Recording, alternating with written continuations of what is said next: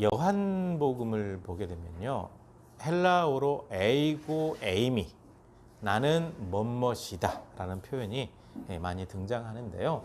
그 가운데 하나가 무엇이냐면 나는 선한 목자다. 그러니까 예수님께서 자신을 표현하실 때 나는 뭐뭐다 이렇게 표현하는 것이 이제 에고 에임인데, 나는 선한 목자다라는 표현이 요한복음 10장에 등장하고 있습니다. 나는 선한 목자다. 이거 예수님의 말씀이죠. 선한 목자는 양을 위해서 목숨을 버린다. 그러니까 양을 돌보기 위해서 목숨도 아끼지 않고 최선을 다하는 목자가 진짜 목자다라고 말씀하신 거죠. 하지만 삭구는 목자가 아니고, 그러니까 진짜 목자가 아니라는 거죠. 삭구는 말 그대로 품삯을 받고 일을 하기 때문에 시간 때우고 돈을 받으면 돼요. 그래서 삭구는 목자가 아니고 양도 자기 것이 아니기 때문에 늑대가 오는 것을 보면 도망가 버립니다. 그렇게 되면 늑대가 와가지고 마음껏 물어뜯어 버리고 양들을 잡아먹어 버리게 되는 거죠. 그래서 달아나는 이유가 뭐냐? 삭군이기 때문에, 참된 목자가 아니기 때문에 그렇다라는 거죠. 그래서 예수님은 이런 표현을 하고 있습니다. 나는 선한 목자다. 나는 내 양을 알고 양도 나를 안다. 선한 목자는 그래요. 자기 양을 알아보고 양도 목자를 아는 거죠. 그러면서 이런 표현을 씁니다. 아버지께서 나를 아시고 내가 아버지를 아는 것처럼 이렇게 안다. 그러므로 나는 양을 위하여 목숨을 버린다. 그리고 또 우리에 들지 않은 다른 양들을 나에게 인도하기 위해서 나는 최선을 다한다.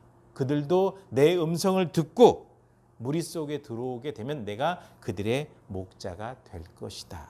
그래서 진짜 목자는 양들을 돌보는 일, 길 잃어버리는 양들 찾는 일까지 함께 한다라고 표현하면서 선한 목자, 진짜 목자, 이 모습을 예수님은 표현을 해 놓았습니다. 그래서 선한 목자는 하나님을 닮은 목자다라고 이렇게 말씀드릴 수 있겠습니다. 하나님이 선하신 분이기 때문에 하나님을 그대로 닮아 있는, 즉 하나님께서 사람이 되신 예수님은 곧 하나님이잖아요. 그러니까 당연히 예수님도 선한 목자가 되는 거죠. 그러므로 이 예수 그리스도를 믿는 사람들은 선해져야 돼요. 신앙인들이 선해야 됩니다. 악한 신앙인, 추악한 크리스천이라는 표현이 나오죠. 악하다는 단어, 추악하다라는 단어가 벌써 들어갔다가 온다면 하나님의 백성인지 의심스러운 상태가 되어 있다라는 겁니다. 하나님을 닮아 있는 사람들은 선해요. 그래서 어디 가서 대화를 나누면 처음 만나는 분들도 크리스천다운 그 풍미가 있어요. 그래서 혹시 교회 다니세요?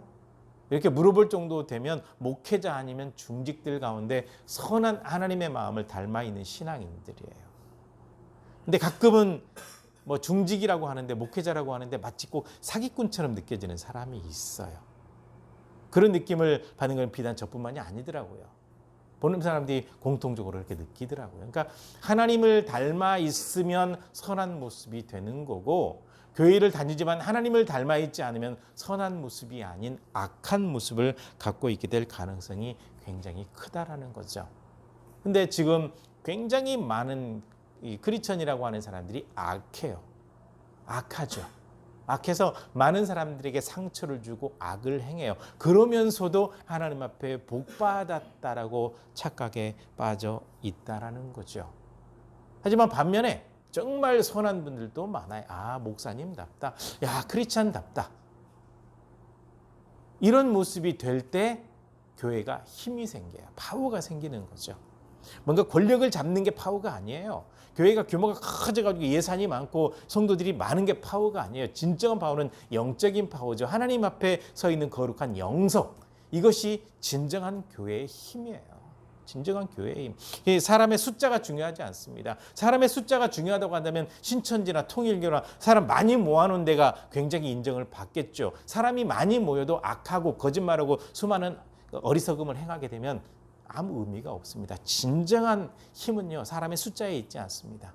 하나님과의 관계 속 영적인 은혜, 이게 굉장히 중요하다라는 겁니다. 그래서 하나님과 영적 관계를 잘 맺고 하나님 앞에 선하게 살아가는 사람이 많은 교회가 진짜 하나님께서 원하시는 교회, 하나님께서 칭찬하시는 교회가 된다라는 거죠.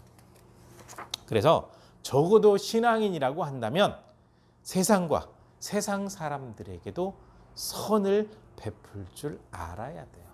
선해야죠. 악에게 이기는 방법은 선이죠. 로마서에서 바울 사도를 통해서 하나님께서 그렇게 말씀하셨거든요. 악에게 지지 말고 선으로 악을 이기라. 이게 바로 하나님의 방법입니다. 그러니까 가장 중요한 것은요, 하나님의 눈이죠. 하나님의 시선. 보통 이제 대화를 나눈다든지 할 때 눈높이 대화를 나누는 게 참 중요합니다. TV 뉴스에서 한번 나왔던, 최근에 나왔던 이야기인데요. 아주 다급한 사람들이 파출소로 찾아왔어요. 이유인즉 아이가 숨을 제대로 못 쉬어서 지금 생명이 위독하다라는 거예요. 그러니까 파출소에 있는 근무하는 분들이 재빨리 가가지고 그 경찰차로 울리면서 15분 이상 걸리는 거리를 굉장히 빨리 달려가서 병원에 도착해서 아이가 생명을 건졌어요. 그리고 며칠 지나고 나서 이 아이가 어른들의 손에 이렇게 손 붙들고 와가지고 경찰관 아저씨 감사합니다. 이렇게 인사하는 훈훈한 모습이 있는데, 이때 경찰 중 한 사람이 무릎을 꿇고 아이랑 똑같이 눈높이에 맞춰서 대화 나누는 모습을 봤거든요. 이게 눈높이입니다. 눈높이.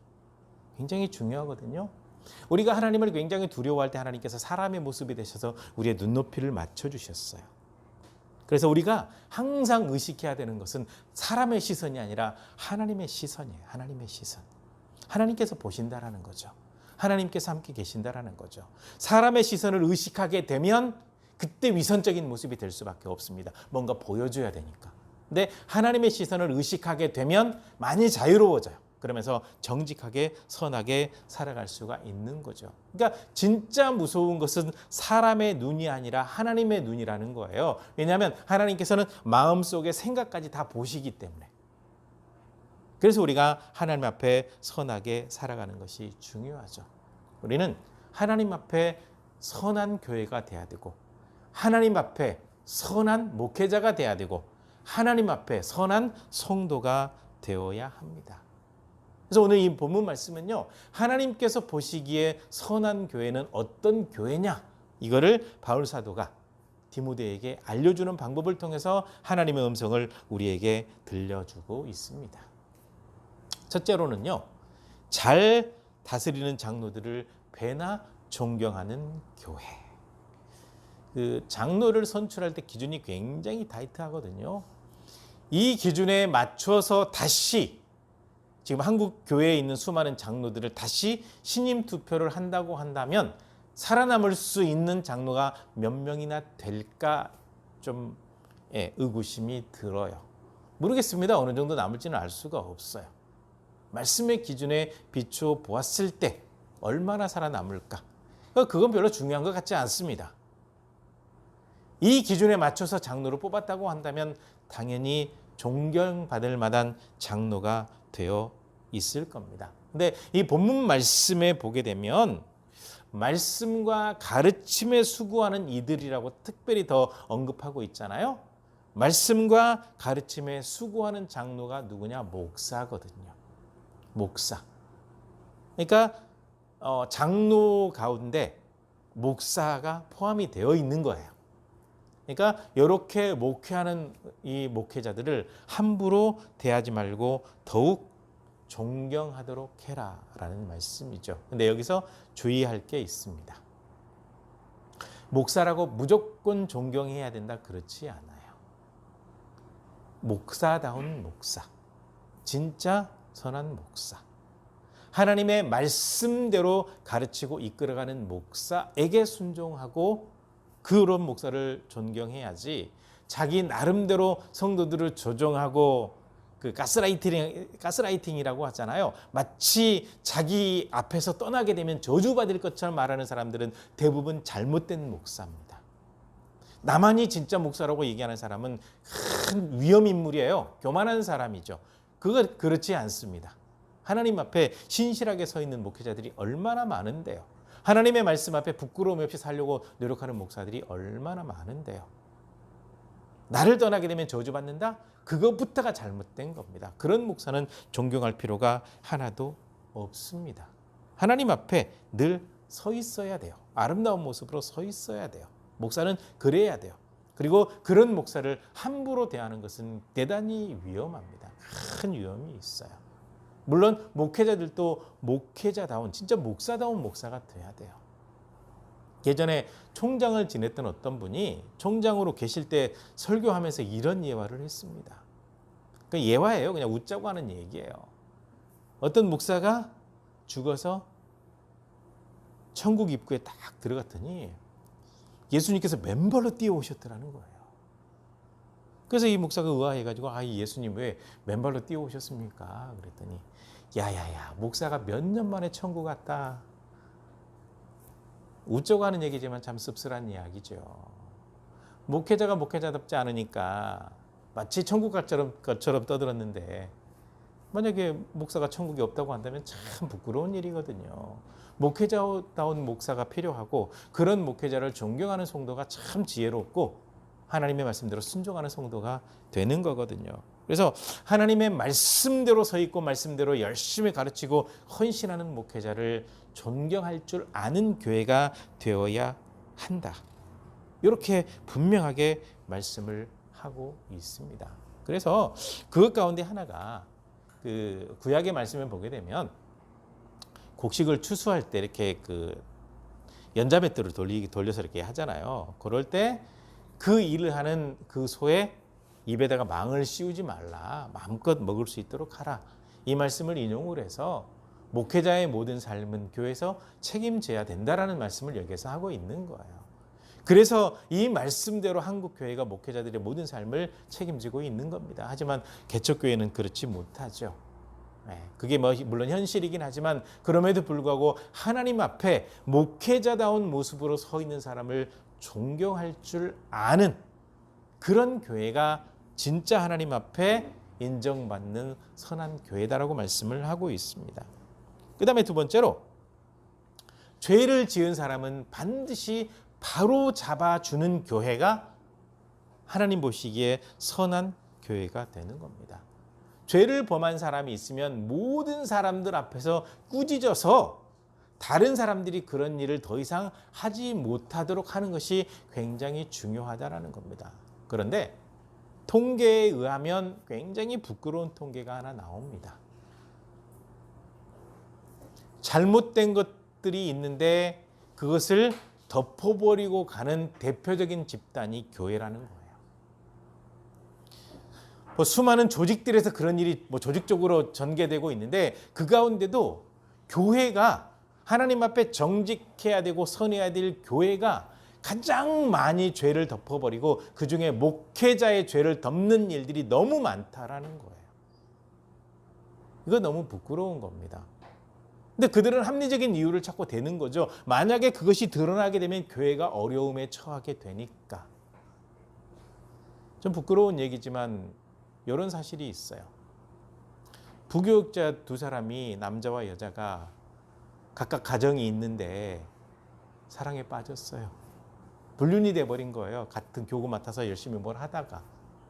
그게 발각이 됐어요. 공론화시키지 않고 조용히 내보내는 걸로 정리해버렸습니다. 근데 이런 일들이 어떤 교회뿐만 아니라 굉장히 많다는 거예요. 그게 오픈되게 되면 교회가 욕을 먹니 영광 가리우니 하면서 죄를 덮어버리는 것. 이건 합리화죠. 이 말씀대로 하지 않는 겁니다. 만약에 잘못된 거에 대해서 공론화 시키고 목회 못하게 만들고 교회가 부끄럽다고 바로 잡았더라고 한다면 그런 일을 더 이상 하지 않도록 경각심을 줄 수가 있는데 자꾸 그걸 부추기는 결과가 되어버리는 거고, 그 사람들이 다른 데 가서 그런 일을 안 할까요? 또 그런 일이 벌어질 가능성이 커요. 위험하죠. 그래서 하나님께서 바울 사도를 통해서 디모데에게 보내는 편지 형식을 통해서 말씀하시는 겁니다. 죄 지은 사람이 있으면 바로잡아 주어야 한다. 잘못한 사람이 있을 때 절차가 있어요. 성경에 따른 절차입니다. 처음에는 목회자가 가서 1대1로 권면을 해요. 그래도 말을 듣지 않으면 교회 대표자들이 있잖아요. 장로나 중직들 가서 같이 권면을 해요. 그래도 말을 듣지 않으면 교회 전체가 정확하게 잘못된 걸 지적을 해요. 그럼에도 불구하고 말을 듣지 않고 계속 그렇게 악하거나 죄 속에 빠져 있으면 출교, 너는 더 이상 하나님의 백성이 아니니 너를 사탄에게 내어주노라 라고 교회에서 내쫓는 출교 조치를 하는 거죠. 이 절차가 필요한 거죠. 이게 바로 헌법에 나오는 권징입니다. 이 권징이 한국교회에서 사라져버렸다는 거예요. 그렇게 되다 보니까 한국교회가 선한 모습이 아니라 자꾸 악한 모습이 되고, 오히려 이것이 암암리에 잘못된 소문으로 번지게 되면서 교회가 지탄을 받고 있는 상황이 되고 있거든요. 하나님께서 원하시는 것은요, 잘못된 것을 아프더라도 바로 잡아주라는 겁니다. 그렇게 돼서 많은 사람들이 그런 일을 행하지 않도록. 구약의 이야기지만, 좀 잔인한 이야기지만 경각심 가르쳐주기 위해서 이렇게 했습니다. 안식일에는 아무 일도 하지 말고 쉬라고 분명히 말씀하셨어요. 그리고 만약에 안식일을 범한 사람은 어떻게 해라라는 어떤 판결은 내려놓지 않고 그냥 안식일에는 아무것도 하지 말라라고 명령을 내려놓았습니다. 그런데 그 명령을 어기고 어떤 사람이 안식일에 일을 했어요. 그러다 붙들렸습니다. 그래서 끌고 왔어요. 모세 앞에 끌고 와가지고 분명히 하나님께서 안식일에 아무것도 하지 말라 그랬는데 이 사람이 안식일에 일을 했습니다. 어떻게 할까요? 모세가 그때까지는 받은 답이 없었습니다. 그래서 모세가 하나님 앞에 가서 기도했습니다. 하나님, 이럴 때는 어떻게 해야 될까요? 하나님의 명령을 어기고 안식일을 어겼습니다. 어떻게 해야 될까요? 하나님께서 이렇게 말씀하셨습니다. 그 사람을 데려다가 이스라엘 모든 회중이 돌을 던져서 사형을 해라. 이렇게 해서 그것을 지켜보고 다른 사람들이 더 이상 그 악을 행하지 않도록 경각심을 갖게 만들어라. 그러니까 잘못된 죄를 지적하고 정확하게 바로 잡는 것은 다른 사람에게도 교훈이 된다라는 거예요. 그것을 반드시 하라는 겁니다. 그렇게 될 때 하나님 보시기에 선한 교회가 된다라는 거죠. 그다음에 세 번째로, 모든 일을 편견 없이 하도록 해라. 한쪽으로 치우치지 않도록 하라는 겁니다. 예루살렘 교회가 왜 7명의 안수 집사를 뽑았는 줄 아십니까? 이유는 이겁니다. 그때 당시에는요, 히브리어를 쓰는 히브리파 유대인이 있고 헬라어를 쓰는 헬라파 유대인이 있어요. 헬라 제국이 거의 한 200년 정도 통치를 했기 때문에 그때 당시에 헬라어를 많이 쓰고 아람어를 일부 섞어서 쓰는 그런 배경 속에 있는 거거든요. 그러니까 히브리어를 쓰는 히브리파 유대인이 있고 헬라어를 쓰는 헬라파 유대인이 예루살렘 교회에 같이 있는데, 사도들이 전도하는데 너무 바빠요. 한 2만 명 정도에서 3만 명 정도 성도가 되니까 사역하면서 너무 바쁜데 전도도 해야 되고 구제도 해야 되고 너무 바쁘다 보니까 구제를 그냥 그때그때 필요한 대로 주고 했어요. 하다 보니까 히브리파 유대인들의 과부들은 구제를 잘 받는데 헬라파 유대인들의 과부들은 구제를 못 받는 일이 발생을 했어요. 치우쳐버린 거죠. 그래서 원망하는 일이 발생했습니다. 아니, 왜 히브리파 과부들은 잘 챙겨주는데 헬라파 유대인 과부들은 왜 안 챙겨주냐, 편견이냐, 이거 좀 차별되고 하는 거냐라고 분쟁이 생기니까 사도들이 모여가지고, 야, 우리 안 되겠습니다. 너무 복음 전하는 일이 바쁘다 보니까 이걸 균형 있게 제대로 못해요. 그래서 성령과 말씀이 충만하고 많은 사람들에게 칭찬받는 7명을 선택을 해가지고 이 일을 맡기도록 합시다. 그런 거죠. 그러니까 치우치게 되면 교회 안에서 불평불만이 나올 수밖에 없거든요. 균형을 잡아야 돼요. 특히 목회자는요, 어느 쪽으로 치우치면 안 됩니다. 정치적인 발언도 뭐 보수냐 진보냐 이쪽에 치우치는 것도 굉장히 위험하고, 성도들도 편가르는 것도 위험하고, 뭐 어느 편 들고 어느 편 안 들고 이것도 굉장히 위험하죠. 편견 없이 중립을 지키는 것이 굉장히 중요합니다. 이건 비겁한 게 아니에요. 하나님의 말씀대로죠. 그래야 교회가 바로 설 수 있기 때문에 그렇습니다. 근데 공명정대하지 않은 일들이 교회 안에 벌어지다 보니까 교회가 어려워지는 거예요. 그래서 이 말씀을 통해서 한쪽으로 치우치면 절대로 안 되고, 편견을 가져서도 안 된다라는 겁니다. 그 다음에 아무에게나 경솔히 안수하지 말라라고 말씀하고 있죠. 이건 안수기도입니다. 목회자나 이제 중직들이 임직할 때도 안수인데, 여기에서 이 표현은 안수기도입니다. 사람의 머리에 손을 얹고 기도하는 것을 안수기도라고 얘기를 하는데, 안수기도 함부로 하면 안 돼요. 특히 임파테이션 사역이라 그래가지고, 임파테이션은 나눈다라는 뜻이 있거든요. 은사를 나눠준다라는 거예요. 어느 목사가 영적으로 능력이 너무 크기 때문에 이 은사를 나눠주겠다고 사람들에게 안수기도 하거든요. 이거 잘된 걸까요? 아니요. 성경에도 없는 이야기입니다. 은사는 하나님의 선물이지 사람이 나눠줄 수 없는데 임파테이션을 하겠다라는 겁니다. 이건 성경에도 없는 단어가 되는 거죠. 그렇지 않아요. 하나님께서 직접 은사를 주시는 거지, 은사는 선물로 주시는 거지 사람이 나눠줄 수 있는 게 아니거든요. 그런 의도로 만약에 안수를 한다고 한다면 그것은 다 잘못된 거기 때문에 그 안수를 해도 안 되고 받아도 안 되는 겁니다. 하나님께서 그 사람을 도구로 쓰시는 거지, 그 사람이 하나님의 능력을 이렇게 나눠주거나 할 수 있는 것은 절대로 없거든요. 그러므로 경솔하게 아무에게나 안수하지 말라. 물론 필요에 따라서 안수기도 할 필요도 있어요. 그때는 목회자가 철저하게 하나님 앞에 도구로 서는 겁니다. 하나님, 제가 간절한 마음으로 기도하오니 주님께서 역사해 주시옵소서. 그 간절한 마음으로 기도할 때 그 기도할 수 있어요. 병든 자를 위해서 기름을 바르고 안수해서 기도하라고 분명히 말씀도 하셨거든요. 그건 괜찮아요. 그런데 은사를 나눠주겠다느니, 미래를 봐주겠다느니, 예언을 하겠다느니 하는 의미로 안수 기도를 한다고 한다면 이건 성경에도 없는 거기 때문에 주의하세요. 건강하지 않은 교회가 되는 겁니다. 그다음에 다섯 번째로, 자신을 돌볼 줄 알아야 돼요. 다른 사람의 죄를 들여다보고 정죄하지 말고 너 자신을 먼저 돌보도록 해라. 이 디모데 같은 경우는 건강이 좀 약했던 것 같아요. 위장병이 있었던 것 같아요.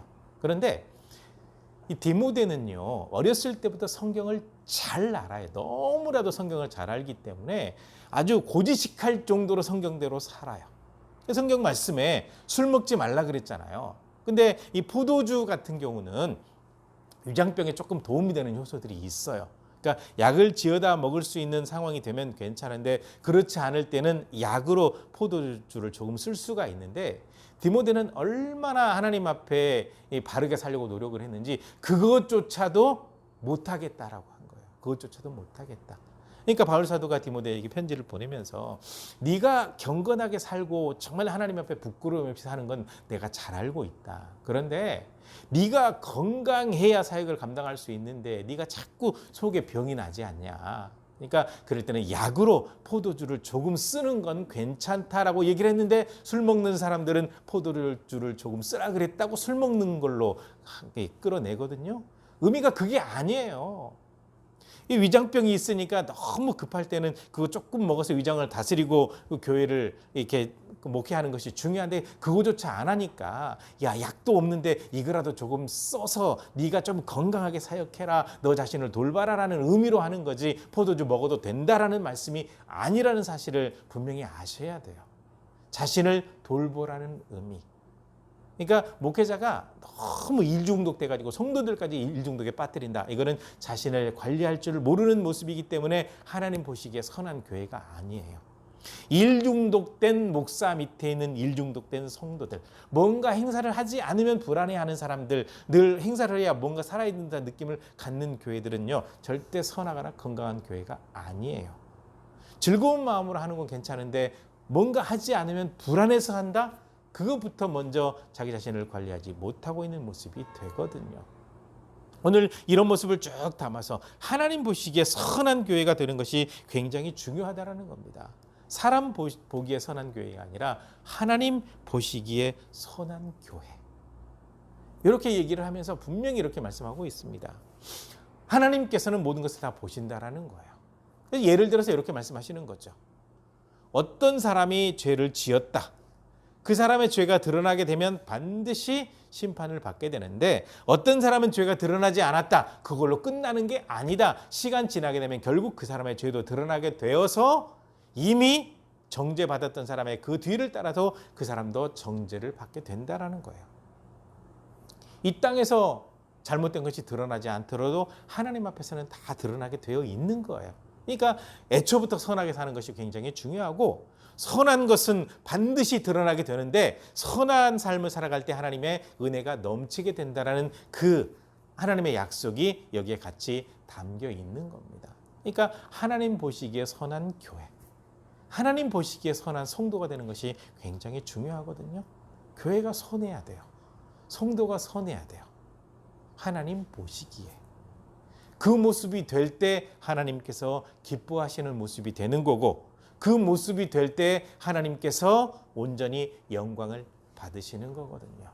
적어도 교회가, 성도가 하나님 보시기에 선한 교회, 선한 성도가 될 수 있도록 나 한 사람이, 지금 함께 예배하는 우리 성도님 한 분 한 분이 하나님 앞에 선하게 서 있어서 하나님께 선하다 인정받을 수 있는 이 신앙이 되시기를 주님의 이름으로 간절히 부탁을 드립니다. 기도하시겠습니다.